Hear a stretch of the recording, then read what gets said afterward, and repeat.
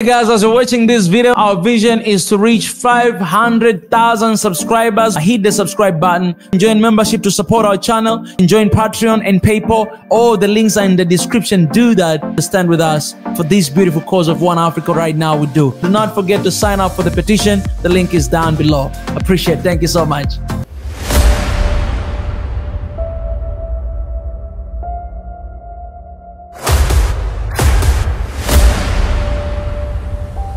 This is the journey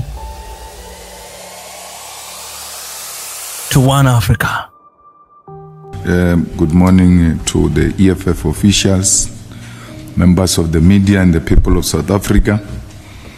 The economic freedom fighters extend its heartfelt condolences to the Vatican, to the Catholic Church, and to the Catholics around the world on the passing of His Holiness Pope Francis.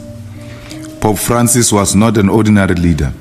He rejected the distant and lavish traditions of his office and instead walked humbly among the poor and the oppressed. He was a pope who embraced the spirit of service, choosing a simpler life over luxury. Pope Francis traveled to Africa, visiting the war-torn countries of Sudan and the DRC as well as the Central African Republic, where he opened the holy door, bringing hope to the forgotten and the displaced.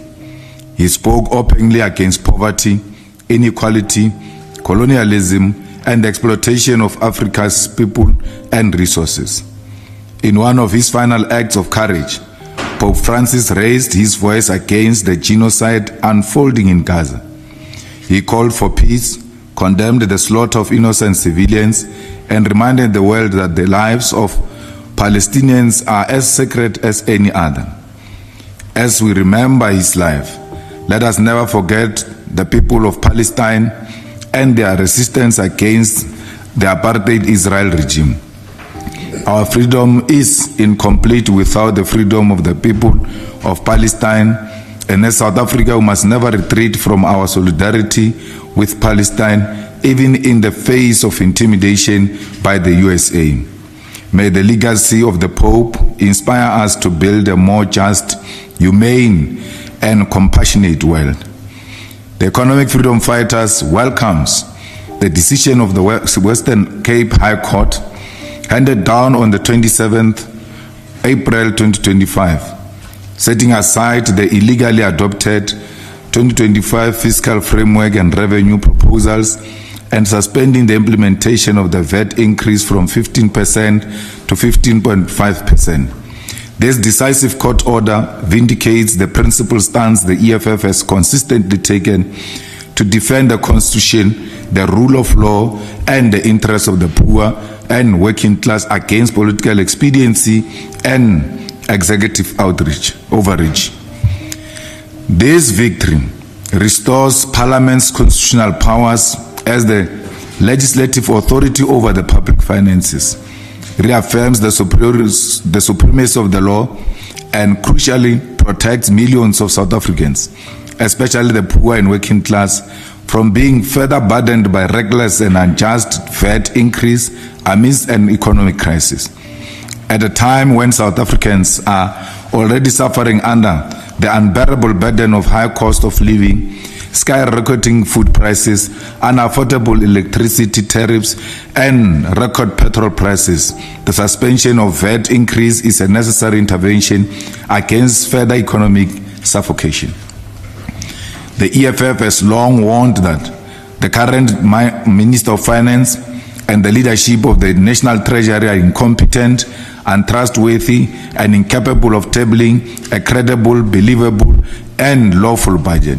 From the onset, it was clear that they were detached from the economic realities faced by ordinary South Africans. The crisis began with the minister's catastrophic attempt to table the original 2025 budget on 19 February 2025. The budget collapsed under the weight of public and political rejection of the proposal to increase VAT by 2 percentage points and the refusal to implement the inflationary adjustment of income tax brackets. The EFF was among the first political parties to declare that the Minister of Finance failed to appreciate the depth of South Africa's economic crisis, even as he reluctantly considered that austerity budgeting had to end and rejected the first budget unconditionally. Unwilling to listen and arrogant, the minister returned to Parliament on 12 March 2025 with so-called revised budget. Yet the core proposal remained the same, a VAT increase, albeit now by 0.5% for the 2025-26 financial year. The EFF immediately rejected this revised budget, rightly identifying it as a shallow political compromise aimed at appeasing financial markets, not a genuine response to economic stagnation and mass unemployment. We maintain that the fiscal adjustment must not occur on the backs of the poor and the working class. We were clear, the budget tabled by the minister remains a proposal until Parliament adopts a lawful fiscal framework, division of revenue, appropriation bill, and associated revenue bills. Parliament has constitutional powers to amend and reject fiscal proposals. We were ready to submit comprehensive, concrete alternatives in the Standing Committee on Finance and Appropriations, which we did in the Standing Committee on Finance, to the ANC and to the Minister of Finance. Our proposals were aimed at building a developmental state capable of creating jobs and growing the economy without burdening the poor and working class through regressive taxes. We propose the following key measures. 1. Reject the VAT increase and protect poor and working class households. 2. Adjust personal income tax brackets by 4.5% to prevent bracket creep and protect wage earners. Increase corporate income tax from 27% to 28.5% in 2025-2026 and to 30.5% in 2026-2027, targeting highly profitable corporations. Introduce a wealth tax on underutilized and luxury land holdings to raise at least 7.5 billion annually. Implement an apartheid wealth tax on pre-1994 trust to generate a once-off revenue of 30 billion to 50 billion. Introduce an annual levy on inherited wealth exceeding 10 million, estimated to raise 10 to 20 billion annually. Allocated an additional 4 billion in 2025-2026 to strengthen SARS capacity to combat illicit financial flows and recover unpaid taxes. Launch a 512 billion fiscal stimulus program over 3 years to fund infrastructure, frontline employment, reindustrialization, and rural development. Amend the Division of Revenue Bill to increase local government funding without reducing essential allocations for health, education, and basic services in provinces.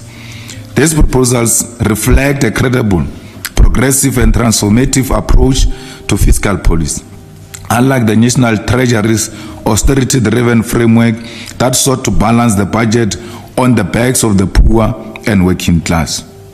However, because the ANC no longer enjoys a majority in Parliament and its committees, it chose to undermine democracy and the law by steamrolling the 2025 fiscal framework through deceitful tactics on 1st April 2025. They colluded with the Inkatha Freedom Party, Action SA, BOSA, Rise Mzansi, the Patriotic Alliance, the Pan-Africanist Congress of Azania, the Good Party, the National Colored Party, and Al-Jamaa to adopt the fiscal framework illegally, ignoring the clear requirements of Section 8, Subsection 4 of the Money Bills Amendment Procedure and Related Matters Act of 2009.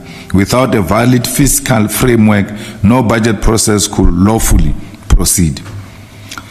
Immediately after the unlawful meeting, on the very same day, the EFF sent a letter to the Speaker of the National Assembly raising an urgent legal objection and demanding the withdrawal of the Standing Committee's report.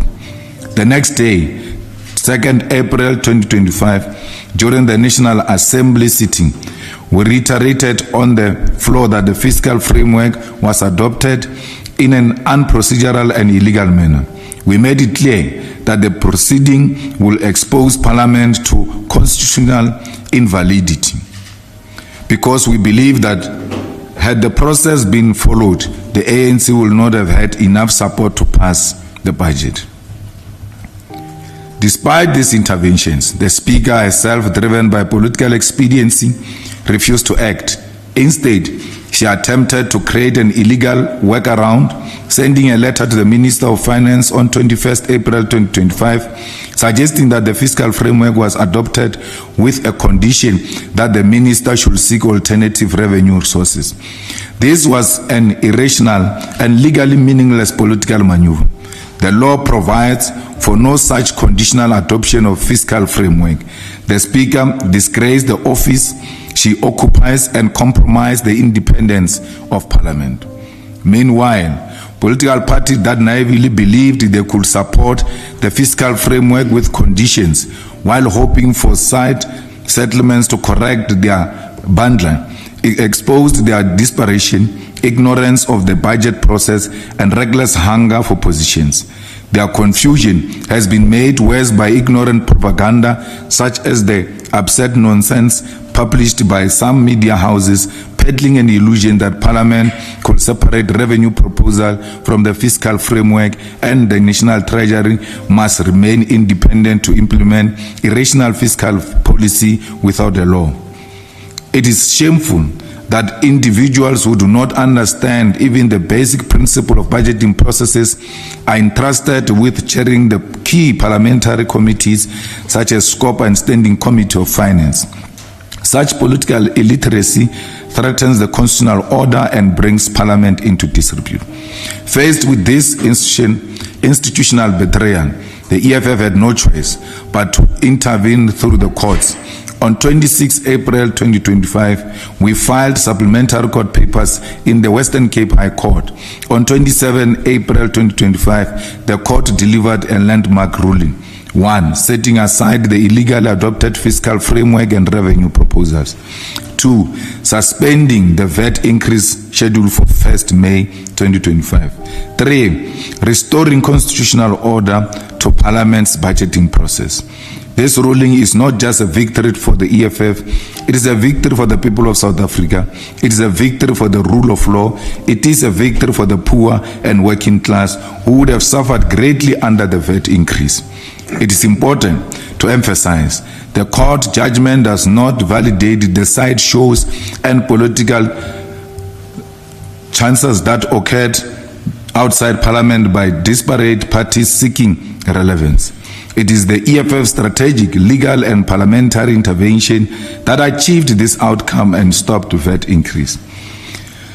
In light of this decisive judgment, the Economic Freedom Fighters call for the immediate resignation of Finance Minister Ino Godongwana and the National Treasury Director General Duncan Peterson. These individuals have proven themselves incapable of formulating a lawful, credible and developmental budget. They have lost the confidence of the people of South Africa, and the business community should not trust them. It is the business community that has spent billions on changing their VAT system for nothing and should pursue any means necessary to hold the government accountable.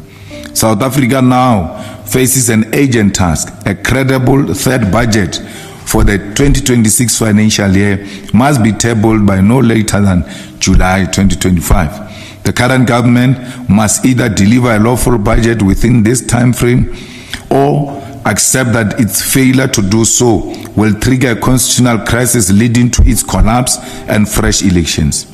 The EFF stands ready to engage meaningfully and table substantive proposals to ensure the new budget focuses on economic recovery, industrialization, mass employment, and the restoration of public service.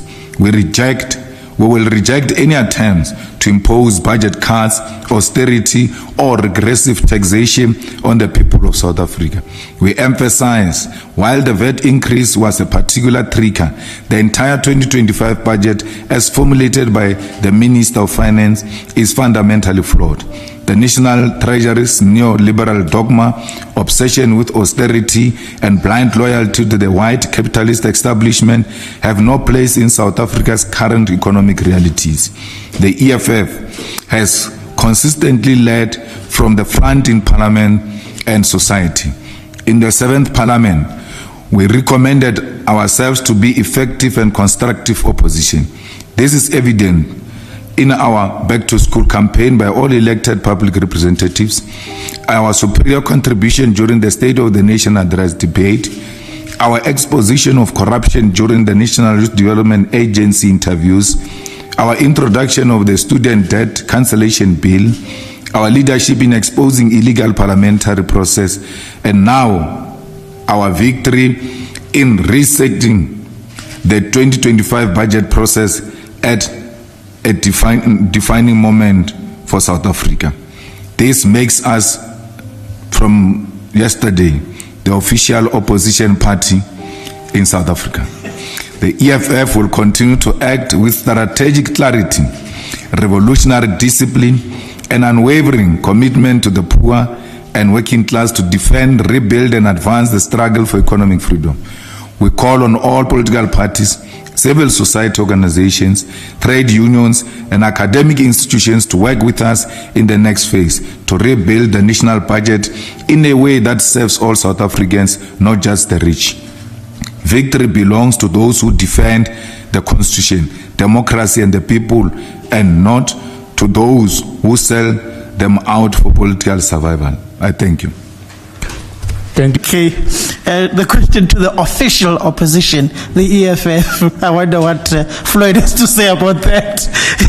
Mr. Malema and your colleagues, just on the issue of the budget now going forward, what are going to be the main thrust of the negotiations with political parties in Parliament, in the main with the ANC? I heard your speech over the weekend saying that you are willing to engage, but you won't engage in an association with the Democratic Alliance and also the Freedom Front Plus. What will be the main thrust of your negotiations going forward? Then secondly, on the issues pertaining to the actual fiscal framework of the budget in itself, what are some of your main procedures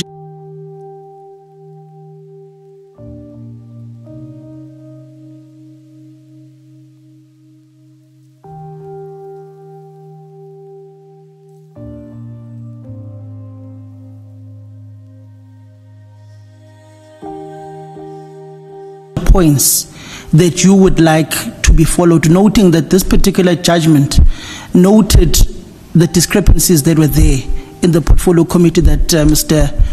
SNOA was part of? What are some of those points that Parliament must seek to address that will not bring the country back to a phase where the entire parliamentary proceedings or committee proceedings are then taken to court once again?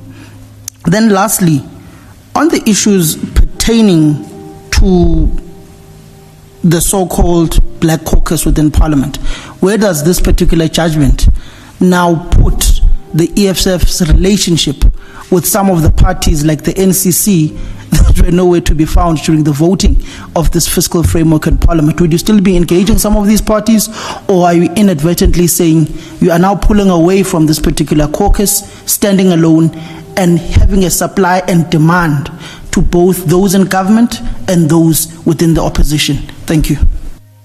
Thank you very much. Number two. Good morning, Alpha Ramushwana here from Eyewitness News. I mean, I'm partially covered, so I'm going to cover a lot of those questions. I also want to ask about the court ruling. The ANC last week says that the DA and the EFF's application in court has nothing to do with the Finance Minister's reversal of the value-added tax increase. What do you make of that statement? And I'd also like some reaction on Floyd Chiwambo's visit to Malawi, where he went to Shepherd Bushiri's church. Thank you. Number three. Good afternoon, leadership. Zinoko Mhlaba from Newsroom Africa.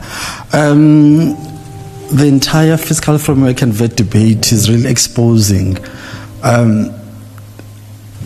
the analysis and understanding legal processes of passing budgets as we see here. My question now then talks to the issues of how do we find balance between respecting the democratic process, in this case, respecting the views of the majority, which the ANC managed to garner, but also having an opposition that is able to take on that majority by, as the EFF has done, by taking legal steps to really enforce, the legalities or the legal processes which Parliament must follow in deciding on such important matters. So, what lesson can we learn from this? And of course, how does this whole debate, as we have seen it unfolding, really put citizens of this country in a very, very vulnerable position? Do you believe that had the EFF and the DA not taken this issue legally, would be able to get consensus within parliamentary structures to fix the problem that the court has finally found? But also going forward now, as Samkelo pointed out, the role of the opposition and the importance of the importance of uniting opposition parties within Parliament. Do you think that is still possible, or it is time for each party now to stand alone and also go as far as using legal processes to challenge whatever they are not happy with? Thank you. Thank you very much. Number 4, and hopefully we'll keep it brief and straight to questions. Our data is slow. Good afternoon. Shannon Merrick from Kasi Broadcasting Africa. I want to focus on local issues. On 1st of April, the press statement talks of something that happens in Parliament or whatever. People voted and so on. 1st April is April Fool's Day. But on 27 April, the court reversed what happened on 1st April 2025. How does the EFF feel about that victory, that on 27th February 2025, the court reversed a very important judgment that's in the favor of poor people, especially black people?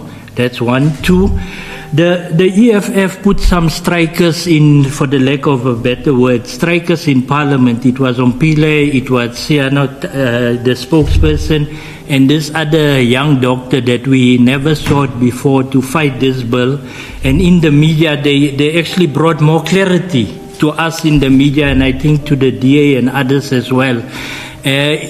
Now you claim you are the official opposition. Do you think these young people will be able to take the EFF forward beyond where it is now?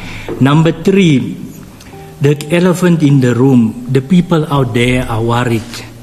Are people going to get SASSA payment next week? Are the poor black child going to get their feeding scheme next week? Are the Gogos going to get the grant? And the most important thing about the disability grant, pension, old age grant and child grant, will they get the increase of the grant? Because remember, the increase now is part of this budget that, give or take, I'm not the doctor that gave the analysis of the budget, but now there's no budget. Thank you. All right, thank you, President. Thank you very much. You and the TG must be ready to also answer questions, because you are members of the committee. You can provide more clarity on the processes that unfolded. There's no negotiations going forward with anyone. We are going to a committee, and then the law must be followed to the letter. So there's no one who's going to be seeking any favor from anyone. We outlined what we want in the budget, and we've even put that down, sent to the ANC, sent to the minister, and we've even published those things that we are talking about.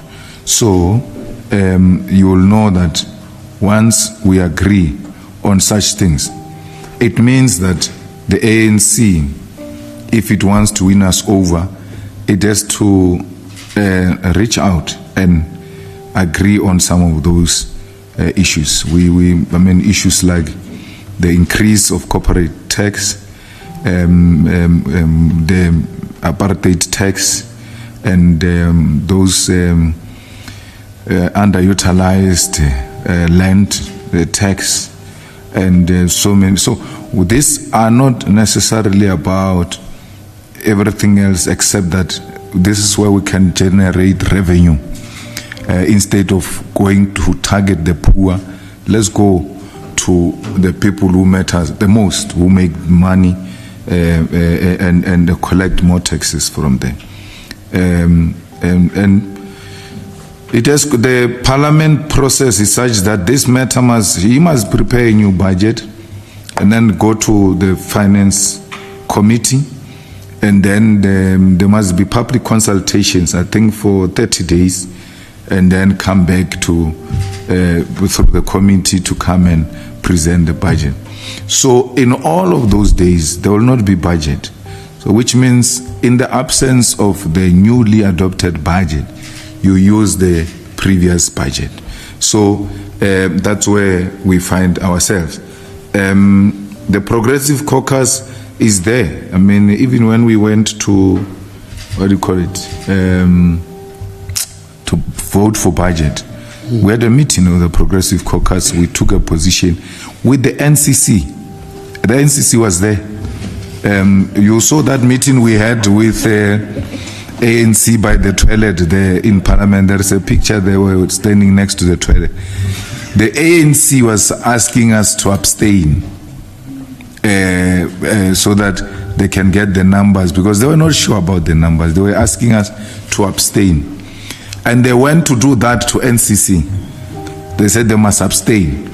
So the NCC, having known that they participated in the Progressive Caucus and the position was taken there, they were not prepared to abstain being physically there.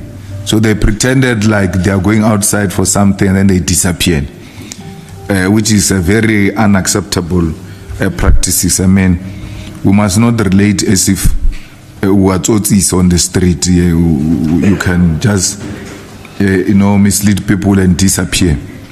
But the people of South Africa will judge them for who they are. The ANC said the court papers have nothing to do with tax. The court spoke to tax. So the ANC is exposed. And I don't understand, why would Mbalula say the ANC has always opposed VAT and the media doesn't take him head on? That who presented the VAT? Because the VAT didn't present itself there in Parliament. It was the ANC finance minister who presented the VAT and the budget. And then the ANC, after securing that narrow victory, they celebrated. They celebrated, they were singing. And then they were joined by that prisoner, the ex-convict. He was singing the loudest from the front there, like a child excited. So when you come and say you didn't support VAT, and VAT gets adopted, and then you dance, you ululate, you celebrate, and the people of South Africa still trust such people as leaders of society. People who lie openly in public, lie that we never supported. There's nothing wrong with a principle that said, well, we thought this was going to be the most effective way to collect more taxes, but after many persuasions, the ANC withdraws its proposal. Because we went to have a meeting with the ANC. They were telling us that we must support 0.5%. We refused. We said we're not going to support any VAT increase, and then we're not going to participate in anything that has got to do with the DA and the Freedom Front Plus. So it's a lie. It's a complete lie. I don't think the question about people attending churches and all of that, it's really our concern, because you're going to ask us in future, you saw so and so attending a club or shebeen or something. We have nothing to do with such things. People do what they want to do, and they don't belong to our organization, so we have nothing to do with that. Majority versus the court decision. You know, you can't use the majority to pass irrational decisions. So every decision in South Africa, even if it's taken by the majority, it has to pass a rational test.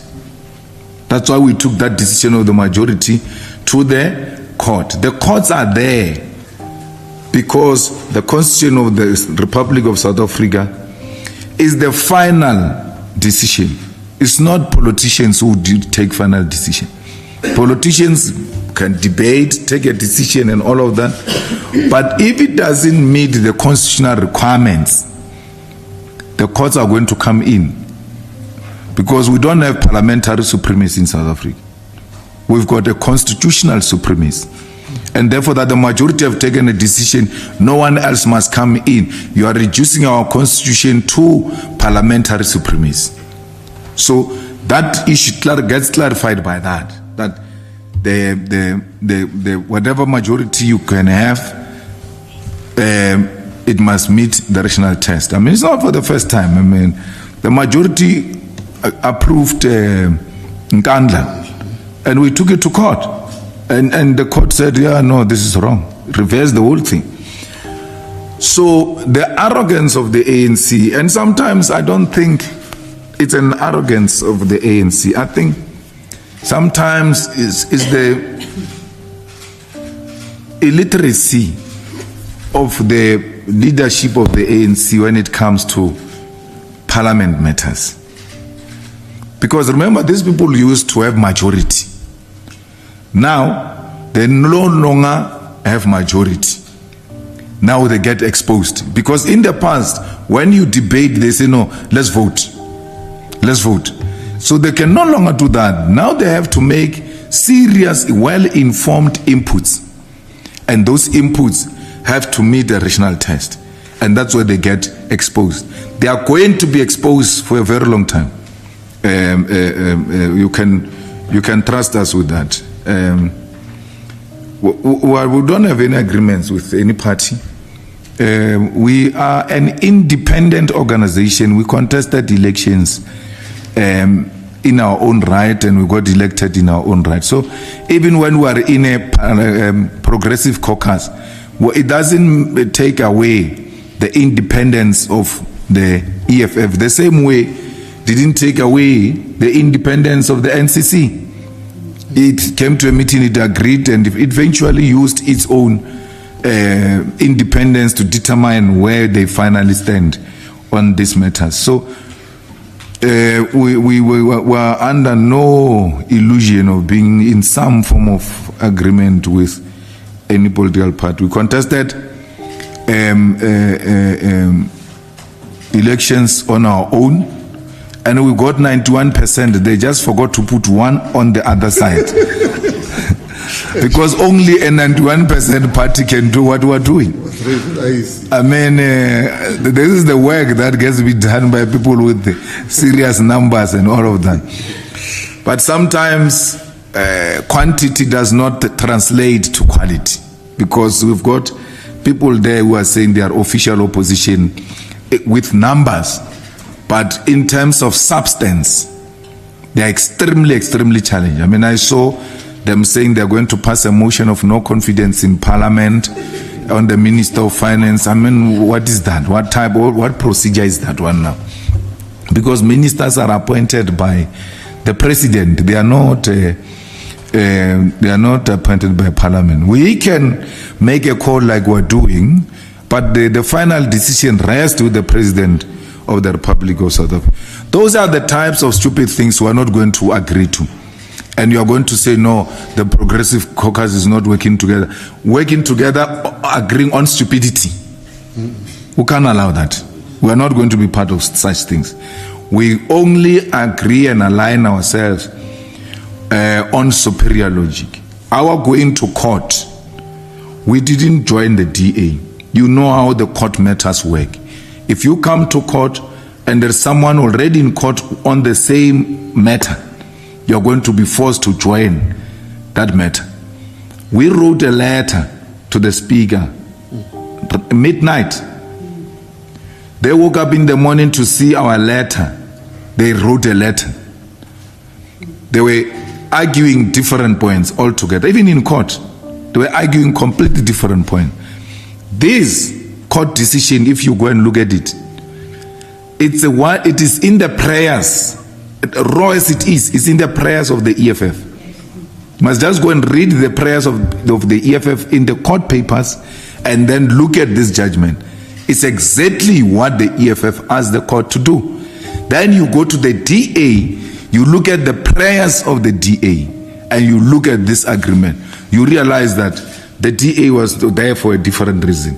And someone was saying, yeah, but you are voting with the DA. I said, no, we're not voting with the DA. We're voting for EFF position. And we're doing it for different reasons. We never voted for the same position with the DA because we are sharing the same reasons. We don't share the same reasons with the DA. 27 April was a very important day in the history of South Africa in 1994. And today it becomes again an important day, a turning point in the politics of South Africa, and especially parliamentary politics. To overturn a decision of April Fools on the 27th of April was a victory to the Constitution of the Republic of South Africa. That fools will never undermine the Constitution of the Republic of South Africa for as long as the EFF is there. The EFF has always been led by young people, and we've got full confidence in them, and that's why we entrust them with responsibilities and huge responsibilities, and they don't disappoint. They always come back with victory. Well, the SASSA is going to be there. We're using the old budget, as we said, but there won't be an increase because the increase was proposed in the current budget, which is now set aside. So which means the 20 rand he promised to increase that grant they give to the unemployed, social relief. It was giving them 350, said it's going to put 20 rand to 370. It won't happen. Because the budget has not been approved. We expect the people to get their money, especially the poor of the poorest. The only difference is that there will not be an increase, and all of that must be blamed on the ANC and the DA. The GNU has completely failed the people of South Africa, and the sooner we realize that, the better. We must be ashamed that we have a country without a budget. Everybody must be ashamed that there is no budget in South Africa today as we speak. And what is worse is that those people are going to pay the cost.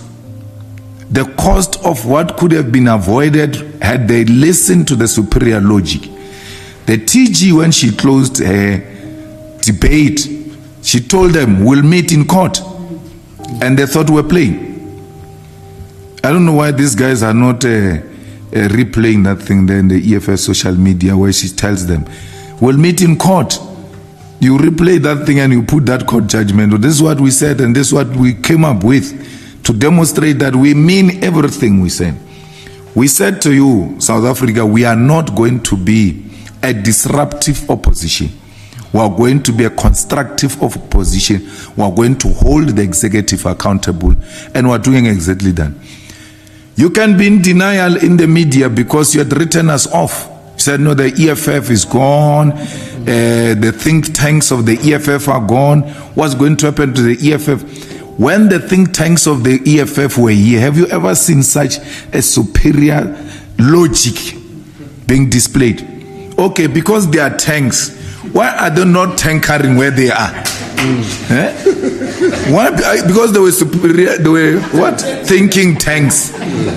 Let them go and think tank there where they are. Where they are, there is nothing. A meeting, a finance committee meeting can sit for 7 hours without those people saying anything. Nothing. So we have demonstrated to you physically that they did not make the EFF. They didn't make the EFF. So we have indicated the thinking tanks are now showing on the other side that they have never been thinking tanks. No, they were wheelbarrows that got pushed around by us. Thanks. Yeah. Thank you, President. Yeah, we're opening the round of questions now, so we'll take you first, Heidi. We'll do the process as we've been doing it. You'll be number 2, and it's the last round, by the way. You'll be number 3. Going, gone. Number 1. Mr. Malema, you basically answered my question, but if you could just elaborate a little on it. The MK released a statement saying they're going to have a motion, they want a motion of no confidence against the finance minister, and we all know that that's not really possible. But if it ever happens, would you be in support of the MK? Would you support that decision? And you're calling for the finance minister to resign, which is probably not going to happen. But as the EFF, is there any other way that you would call for his resignation or any action taken for him to resign? And then just thirdly, you speak about the fact that the previous budget is still in effect because the new budget hasn't been implemented, and there's going to be an entirely new fiscal framework. Now, debt to GDP ratio is probably going to be pushed over to 77% because we just don't have that revenue shortfall that we would have gotten from the VAT. How would you propose we deal with this? And what if the finance minister comes back and says, I have to cut social security? What will you as the EFF do about that? Thank you. Number 2. Samkela again. I have to give credit where it's due. You've done exceptionally well as the EFF on this particular point of the VAT. You've been an exceptional opposition in Parliament. Mr. Malema, Treasury for the longest of time has been criticized as reactionary, as pushing its own policies. You remember during a time when the late Tito Mboweni was still the Minister of Finance, there was an economic document that was circulated by Treasury, which the then majority party in the country, the ANC, had no knowledge of, which spoke about the economic trajectory and the financial trajectory of the country, that was essentially drafted by officials within Treasury. What are some of the political measures that can be taken to infuse the political economic trajectory that Parliament and South African political parties want Treasury to implement? Because there seems to be a resistance by that particular Department of Treasury that is seemingly operating from a mandate Lord knows comes from where. Then lastly, the acting president, Gwede Mantashe, yesterday spoke about where the ANC should move, saying that if it were to move closer to the EFF or to the MK, it would be like moving from the devil to a fire. Where does that put some of the discussions that may now take place over the proposals that you have proposed to the ANC on capacitating SARS in order to get that extra 800 billion rands of taxes into the fiscus? Does that halt those particular prospects of the two parties voting together on an issue-to-issue within Parliament? Thank you. Thank you very much. Number 3. Good afternoon, Shannon Merrick's Kasi Broadcasting Africa. Firstly, I want to thank the EFF in Parliament for educating us as the media as well about finance and all those things. We didn't know these things. At least now we're more educated. But now we have a situation where a vote of confidence might be taking place against the President, Cyril Ramaphosa, because the DA is saying unofficially, but reading between the lines, you remove us from the GNU, we remove your President. In the event that that happens in the next 90 days, is the EFF ready for elections? Or is the EFF ready to go into a coalition and take positions in the GNU? It's either the ANC push the DA out or the DA leaves on its own. But ultimately, the fall guy is not the finance minister. It's the president if the GNU collapses. Thank you. President. Sure.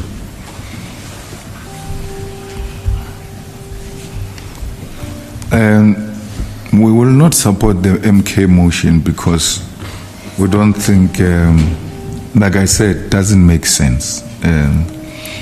They are well entitled to make those positions about this or that, but where they are right, we'll support them. But we don't think that is the way to go.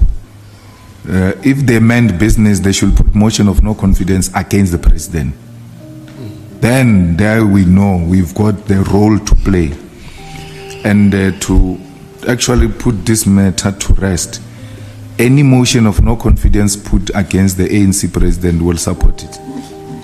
Because he has put us into this mess. He's the man responsible for every mess we are experiencing today. And therefore, we are not yet there as the EFF to a point where we think we can put a motion of no confidence, because we're still working the ground. You don't want to do some not well canvassed work in Parliament. You have to go around, seek consensus and all of that. Their fight with the DA is also strategic. Treasury is reactionary, and Treasury is still captured by apartheid apologists and apartheid beneficiaries. You know, there's something you don't know, that when Zuma removed Pravin Gordhan, the Treasury senior staff came together and said, let's resign and leave with the pin. Those people have got a pin to PESAL. The DG of Treasury then didn't have a pin of PESAL. So without PESAL, you can't pay salaries of the workers. That's when they wanted to collapse the state. That's how prepared they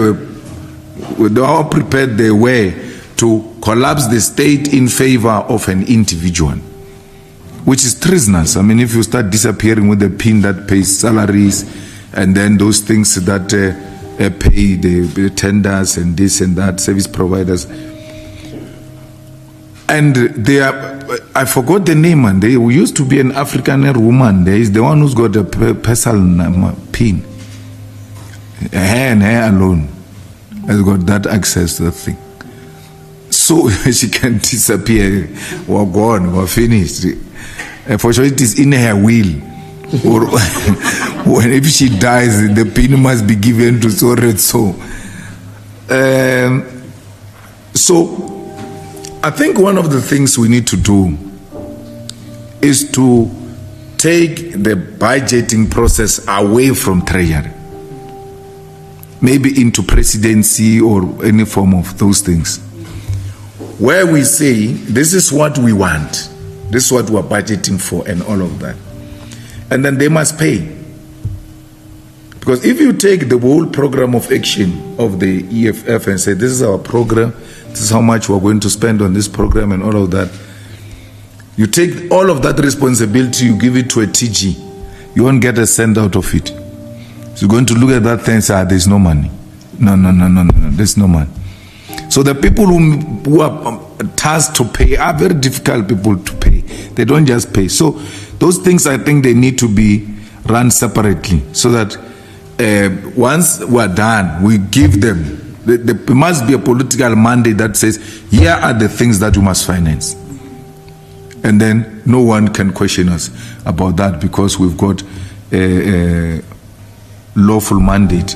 If the law doesn't allow us, we'll amend the law to make sure that it meets this requirement, because this country is being held back by Treasury. Yeah, it's being held back, and everybody is very scared of that Treasury, very scared of that Treasury. So we can't have that to a point where the ANC admit that they have no control over Treasury for the past 31 years. Because we're told this thing of budgeting was done differently before 1994. It started being operated like this after 1994. Why? They knew that they must capture the Treasury. Even if these ones capture the political power, they must still go through us. So we need to liberate and transform that Treasury. You know, where they must not just speak loosely. You know, things are not working. Eh? You don't just speak like you have power from devil to fire, whatever. They are going to pass a motion of no confidence there in Parliament. What is Gwede going to do? He's going to go to fire. That fire will not be fire because you now want it to support you in defense of the president. It will be water now.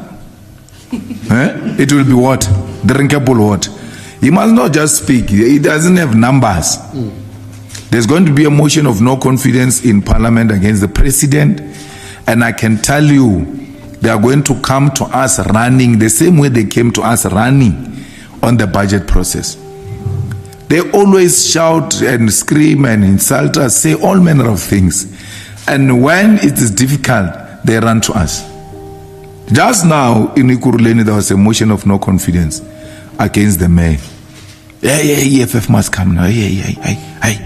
But when things are nice, now we must look at how we remove the EFF and. So, and I want to warn you that this country will have a white president. This country will stay in Ezen as a president if the ANC is going to behave the way it's behaving. Because the motion of no confidence will come, will vote with the DA, mobilize all those who can mobilize, we vote together with the DA against the president. And then when it is time to elect a president, we abstain. And the ANC loses. We abstain. And this we told them in 2016, they never believed it. It's going to happen in South Africa now, you'll see.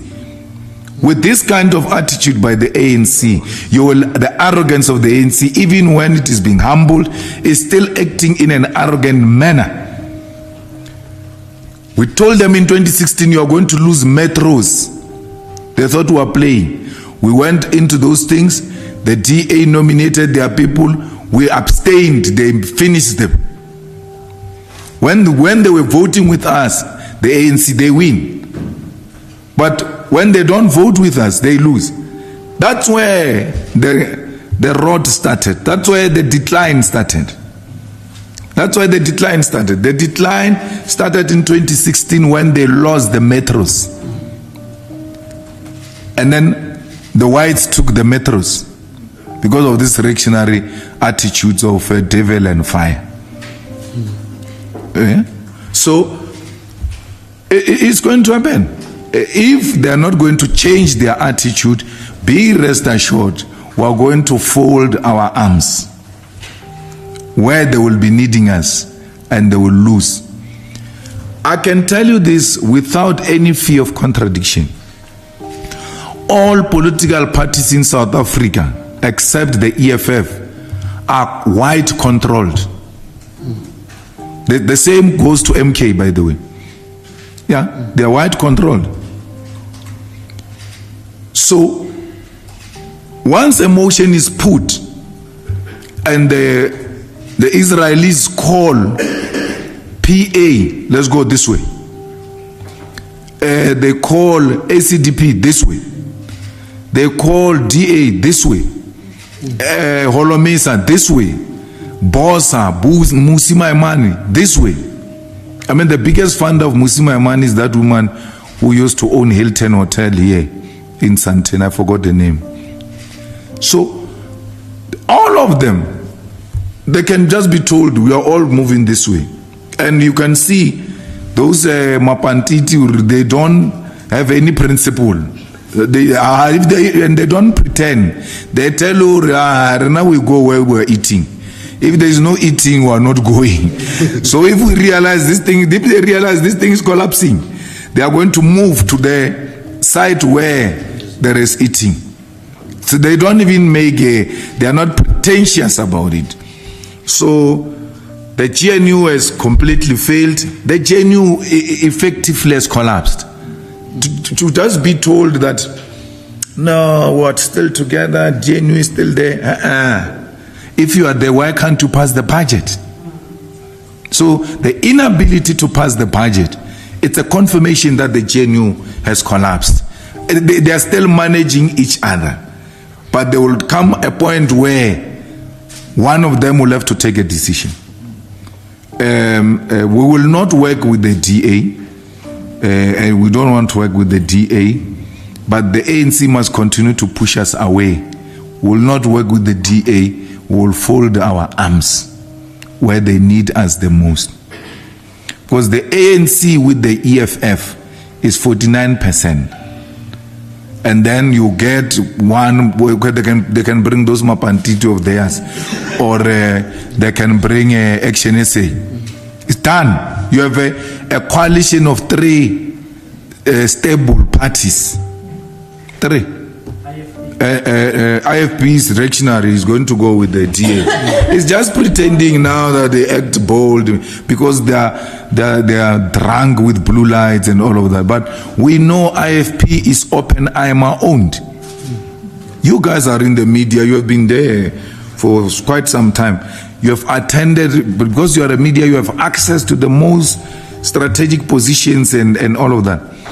You have never seen the Oppenheimers in anybody's funeral except the funeral of Mangosuthu Buthelezi. They were never there at Mandela's funeral, the icon. They were not there at Desmond Tutu's funeral. But when the president of their party died, they had to come out because now their man is gone. They gave the IFP 10 million, now 20 million now for these elections. So you can't say the IFP is not white owned. Even Mashaba is white owned. The real guy there in the Action SA is that guy called the national chairperson. What is it? Blue? Michael, yes. Michael, that's the guy who's the brain, the ngondo of that thing. Malumi and doesn't know what he's doing, Even on the vet, I went to sit down with him. I said to him, hey, my guy, please do not support this budget. Do not believe what these people are saying. I worked with them. They are dishonest people. They will never deliver what they have promised you. He says, if we don't approve budget, then the markets are going to collapse and then the economy will crash. Yesterday, the court put aside the budget. Where are the collapsed markets? Where is the collapsed economy? The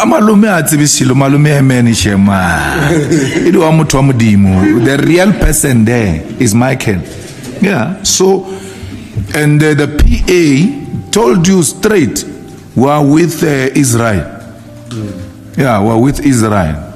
And that's how they are being managed. So, if Israel doesn't resign, there's nothing we can do except to continue to put pressure. We have to put pressure on the president because we don't have confidence in the finance minister. And the president hopefully will see the reason why he needs to remove him. Or minister himself. If he had a decency, he should be resigning himself after all of this. We went first budget with the public money to go and pass the first budget. Public money used. When we arrived there, they said, there's no budget, go home. After utilizing the money, remember that day gets called special for him. No money, no budget. Money used, we left.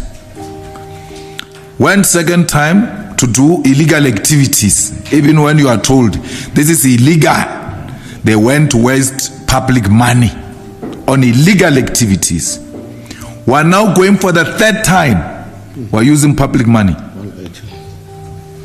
For third time, we are not sure if he's going to do the right thing or not, because he has not demonstrated in the past 2 failed budgets, that he's got the capacity to do the right thing. So we hope that they will listen to the logic especially in the Committee on Finance. It's very important that we ought to put aside our political differences and then look at what is in the best interest of our country. Minister can come with a proposal, nothing stopping him. But we should have the capacity, and we're empowered by the law, by the way, to amend that proposal of the minister. Once amended, we now reach consensus in the committee, we take it to parliament, we pass it. The ANC still wants to rule, and that's what we told them. You still want to rule as if you still have numbers. You don't have numbers.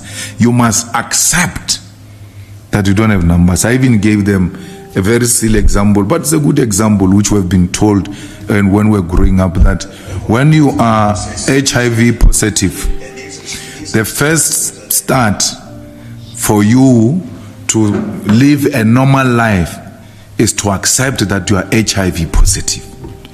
Then you start taking your medication, and then you live a normal life. The ANC must accept so that it can take its own medication. Their refusal to accept will lead to them not living a normal life. So we've made that very clear. I'm very disappointed with SARS, I must say. And I hold this, a commissioner of SARS in high regard. I've got a huge respect for him for one reason, that he hasn't used SARS for political maneuvering and pursuing people and yes, done SARS work where he wants his money, and he doesn't go after individuals. But for him to issue a letter or a statement saying people, those who are already adjusted to 15.5%, there's nothing wrong, will after 15 days reverse it, and then but otherwise the rest of you must pay 15%. What informed that? Because the matters were still in court and they were respondent in that court case. So we don't understand what forced him, because he knew that the minister cannot reverse a decision of parliament. So now the minister makes an announcement that he's reversing the decision of the parliament. SARS enters. He says, no, we are now paying 15% when parliament has passed 15.5%. And then he comes now. Before we came here, the reason why we are late, SABC asked us to start at 12:20 because they were going to interview the commissioner of SARS. So we had to wait for them. Very important people. Of course, we had to listen to, we also wanted to hear what he was saying, or what he wanted to say. So when we are there, he says, if the people's, vet vendors have already adjusted to 15.5%, and you go into a shop and they charge you 15.5%, you must immediately ask for refund there by the counter, right? So which means our people now must go with calculators when they go shopping. That's what he says. After buying, you must calculate how much must be brought back to you. Why? And how many of our people have got such knowledge? Because our people don't even look at those things. They just take a receipt and off they go. Our people are going to be ripped off. When he says they can take those who have already adjusted, they can take 15.5%, and then in 15 days time they will refund it back. Who's going to benefit from the interest of that man? Because money, wherever it's lying, supposed to generate interest. So people are going to keep our money in their bank accounts, and then say for 15 days, I'm keeping this money, we'll release after 15 days, and then they give you your money, and then they keep the interest. So we can't allow that. And what kind of SARS is this one that, agitate for two separate vets? There must be a one of 15%, and there must be a one of 15.5%. If you were not convinced that there is uncertainty in this country, just listen to what SARS is saying. Just listen to what SARS is saying. No, others can take 15.5%, others can take... SARS is supposed to say the VAT of South Africa is 15%. Anyone who's going to take more than that, it's an illegal activity. They must reverse it. They must go back to those vendors of VAT and tell them, whoever adjusted, go back to 15%. That will also be a demonstration that SARS respect the court. The court has now made a decision. Maybe they were doubting us and all of that. That's fine. The court has now made it very clear. The VAT in South Africa is 15%. Anyone who collects more than that, it's an illegal activity, must be charged with fraud. Fraud. Which law are you using to charge people 15.5%? So SARS can encourage people to engage in illegal activities. To say charge more, you will refund it after 15 days is to encourage people to break the law. The law says 15%, and we must all respect that. We thank the parliamentarians of the EFF. They must not be discouraged. They must continue to work very hard and demonstrate to the people of South Africa that they made a terrible mistake on the 29th of May. Had they given this organization a proper mandate, they will not be where they are today. And they must know another opportunity is coming next year. If they want to make further mistakes, they must ignore the EFF. We cannot listen to those who have made it their business. People still write. I mean, there were people who were saying, yo, the EFF was found wanting on this VAT issue. I'm like, are you an illiterate or what? But because we entered at a very complex level, some could not comprehend exactly as to what is the EFF saying. We're towering above their head, and they didn't have an appreciation. So the court has simplified it for them. Now they start realizing, no man, our savior is the EFF, and South Africa should know the EFF for that. The EFF is the savior of South Africa, and will continue to save them. Whether they love us or not, we love them. Thank you very much.